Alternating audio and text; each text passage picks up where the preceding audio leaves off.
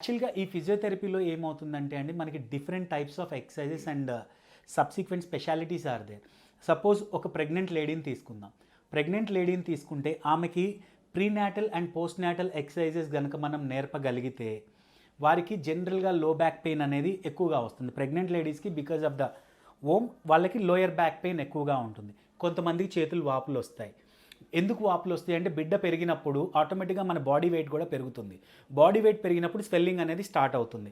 దానివల్ల మనకి ఏవేవి నరాలు అయితే సప్లై అవుతాయో, వీళ్ళు మ్యాక్సిమం ఫస్ట్ ఫేస్ చేసేది ఏంటంటే, చేతిలో మీడియన్ నర్వ్ అని ఒక నర్వ్ ఉంటుంది. ఈ నర్వ్ దగ్గర స్వెల్లింగ్ అవ్వడం వల్ల వాళ్ళకి ఈ పార్ట్ అంతా గుంజుతుంది, లాగుతుంది. సో ఇవన్నీ రాకుండా ఉండాలంటే దానికి కొన్ని ఎక్సర్సైజెస్ ఉంటాయి.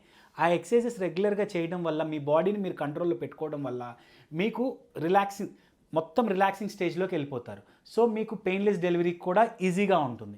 దాన్ని ప్రీనేటల్